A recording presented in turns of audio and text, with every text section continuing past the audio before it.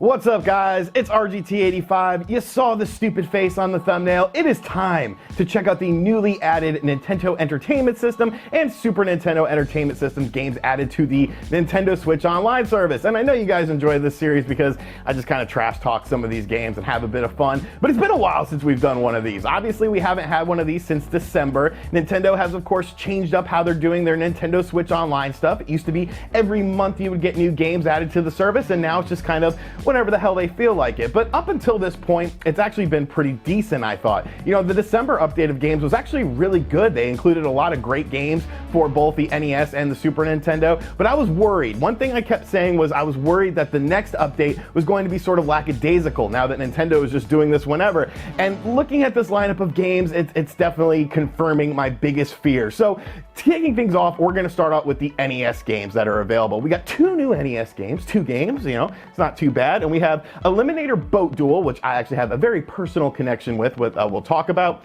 and Shadow of the Ninja, which is like a Ninja Gaiden style game. I don't think I've ever really played it much. It is made by Natsumi, serious fun. I don't know if that's still their tagline anymore, but I remember for a time frame it was. But let's check out Eliminator Boat Duel, because out of all the games, this is the game that I definitely have nostalgia for. So basically, when I was a kid, and I'll actually try to like find a picture of me as a kid and put it up here. My parents joined a health club, and I didn't really care about stuff like that, but they had like a kids area that you could go into.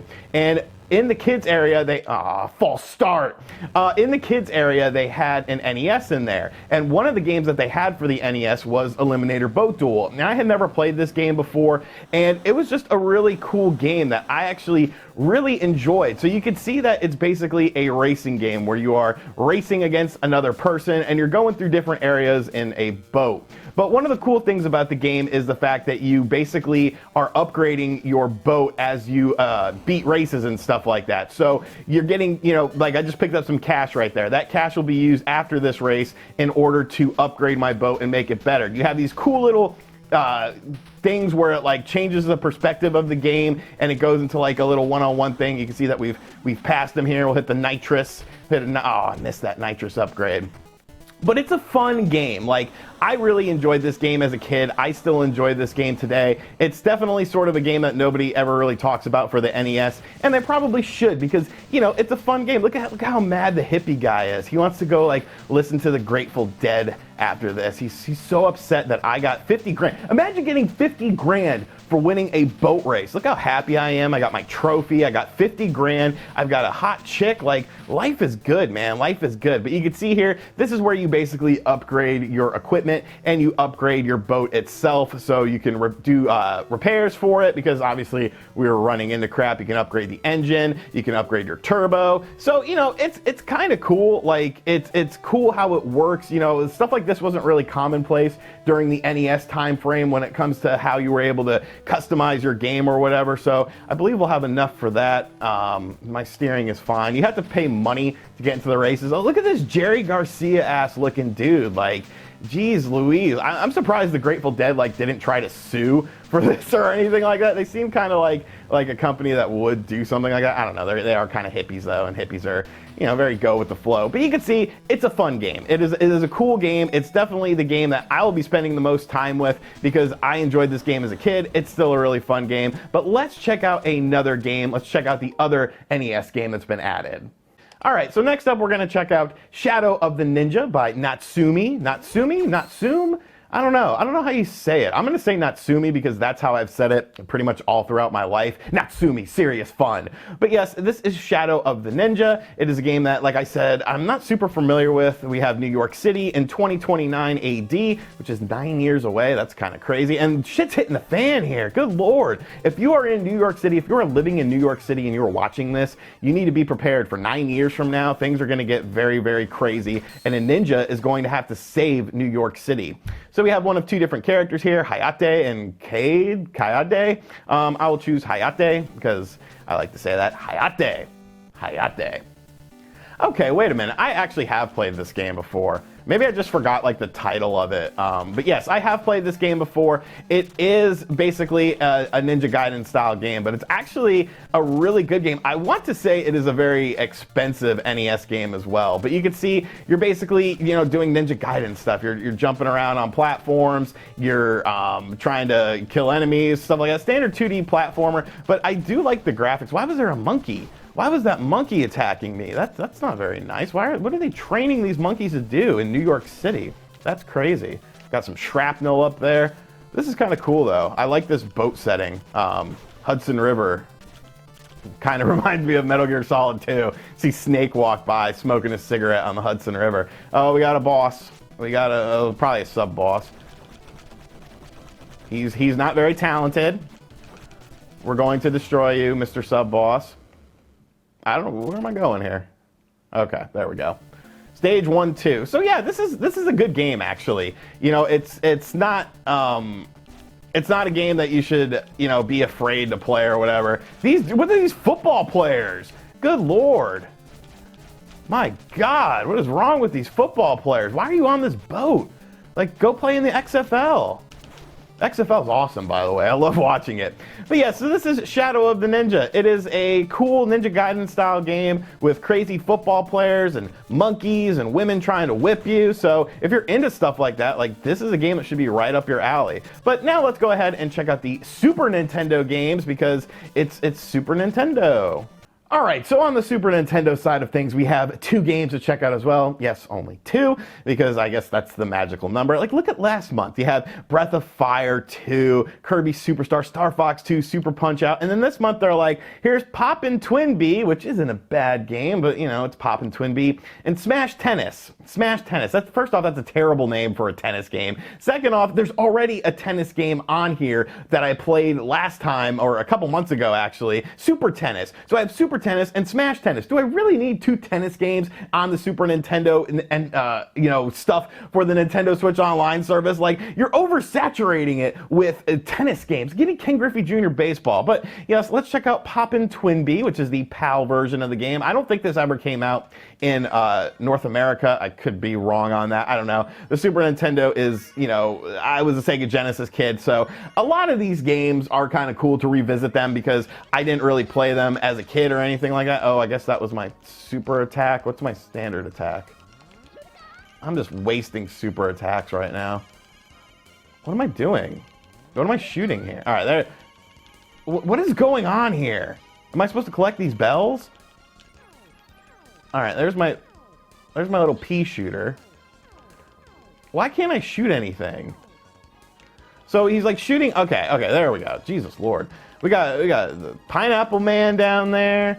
I mean, the game itself looks gorgeous. I obviously have no idea how to play it. It's obviously a multi-layered game where, yeah, you gotta attack enemies on the ground and attack enemies in the sky. I probably have to do that with my little arms. Okay, there we go. There we go. So you shoot with the arms for the guys on the ground, and you shoot without your arms, or your face, I guess, for the guys in the sky. So, you know, this is a cool game. You know, it's definitely very colorful, very bright. I do like the aesthetic of it. The music is nice and catchy as well. But still, is this really a game when you play Super Nintendo, you're like, okay, you know what, I want to play Poppin Twin Bee. No, maybe if you're a big shoot 'em up fan. And I do enjoy shoot 'em up games. So this is cool. You know what, this is cool. Not too terrible. If this would have been, you know, if this wasn't the highlight of the Super Nintendo games, if this was just sort of, you know, a passing by game, you know, a complimentary game, I would definitely be cool with it. But as sort of the main game, oh, you can just hold the button down. I hate when games do that. Some of these old school shooters, you can hold the button down. Some of these you can't, and it's just like you kind of got to guess. But yeah, you know, not a bad game. I obviously suck at it. Very colorful, very bright, very cheerful, which is always a good thing. But definitely not a game that I would base the whole Super Nintendo month around. And now let's check out Smash Tennis. I don't know why we need another tennis game. Maybe it'll be sort of over the top. Maybe it'll be sort of fun. We got some nice little Mode 7 graphics there, so that's cool. I've literally never heard of Smash Tennis before. Literally never. Just one player versus computer. So let's see, who do we want to be? We got Mike, we got Dan, we got Darren, John, Matt, Mark, Peter, Paul. I guess we got a lot of apostles here. Ian, Tony, Steve, and Brian for the men. Helen, Susan, Rose, Julie, Carol, Mariana, Marina, Nina, and Kirsty. I was going to say Christy, but it's Kirsty Allen. Let's just go with John, because that sounds kind of closest to me. And Tony, I guess. So we got some different courses here. That's kind of cool. One match set, because I'm not going to play a complete match here. I just want to see what this game really just sort of brings to the table. Oh, I like the art style. It kind of reminds me of a game. It looks like a game that should be like a tennis RPG. Am I on the bottom or the top?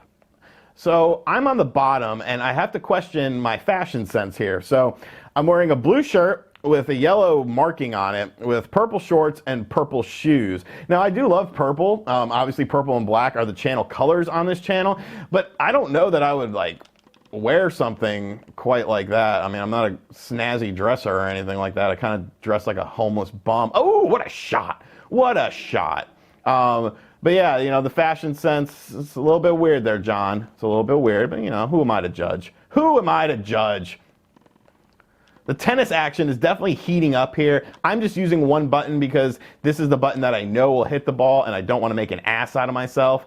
I feel like I'm doing pretty good here. Oh, what a shot. What a shot. We paintbrushed that. See, now, this is a terrible story. So, way back in the day, we used to play a lot of the tennis game, virtual tennis, on the Dreamcast. And whenever you would hit the line, we call it paintbrushing, because in an adult film once, it was actually Ron Jeremy. He did this weird thing where he was like, and we called it a paintbrush. So whenever you hit the line, we would call that paintbrushing. Oh, that was a good paintbrush there.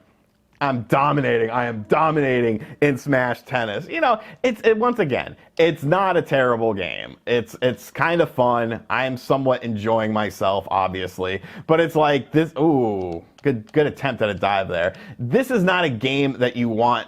As you know, if you only have 2 games, nobody's gonna come over to your house and say, yo, let's play Smash Tennis. Like, there's so many awesome Super Nintendo games that you could have chosen from. So many awesome RPGs, so many platformer games like Donkey Kong Country. It just seems like a misstep for Nintendo to do something like this. Now, granted, I did win that. I was rather dominant as well. That's as far as we're going with this game. But yes, this is Smash Tennis, and we have changed sides. I hate that. No, we're not. No, that was cheating. But this is Smash Tennis. So that is a look at the Nintendo Switch games for the month of February. When is the next time we're going to get some more games on the Nintendo Switch's online service? I don't know. Nintendo just does this randomly now. Hopefully they'll follow up with a really good month, you know, whenever they decide to do it, maybe in April, since they seem to be doing every 2 months now. But let me know in the comment section down below what you think about these games added, what games you would like to see added to the service, and what do you think about these strange stories that I tell you as I play these games. And as always, guys, thank you for checking out this video. If you're new to the channel, make sure you subscribe and turn on notifications. Be sure to check out other videos on the channel as well. And as always, I'll catch you guys on the next video.